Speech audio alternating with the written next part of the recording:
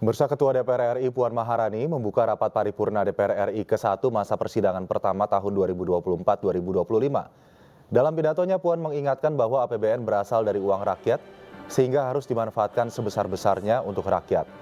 Sebanyak 409 anggota DPR RI hadir dalam sidang paripurna.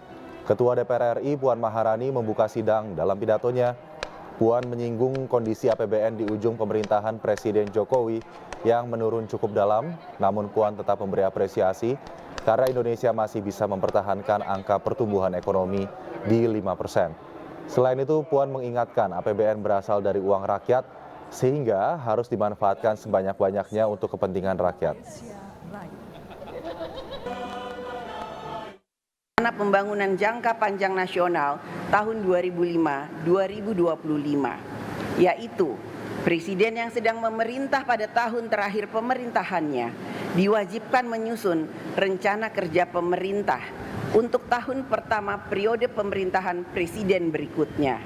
Presiden terpilih periode berikutnya tetap mempunyai ruang gerak yang luas untuk menyempurnakan rencana kerja pemerintah dan APBN pada tahun pertama pemerintahannya melalui mekanisme perubahan APBN atau APBNP.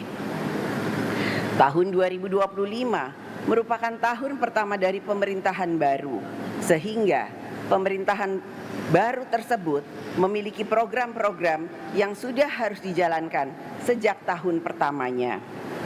Oleh karena itu, di dalam pembahasan kerangka ekonomi makro dan pokok-pokok kebijakan fiskal APBN tahun 2025, DPR RI dan pemerintah bersepakat untuk tetap memberikan ruang yang seluas-luasnya bagi pemerintahan yang baru dalam menjalankan program kerjanya di tahun 2025. DPR RI bersama pemerintah telah melakukan pembahasan dan menyepakati kebijakan ekonomi makro dan pokok-pokok kebijakan fiskal APBN tahun anggaran 2025 yang menjadi dasar penyusunan nota keuangan dan RUU RAPBN tahun 2025 beserta nota keuangan yang akan disampaikan oleh Saudara Presiden. Dana APBN berasal dari uang rakyat.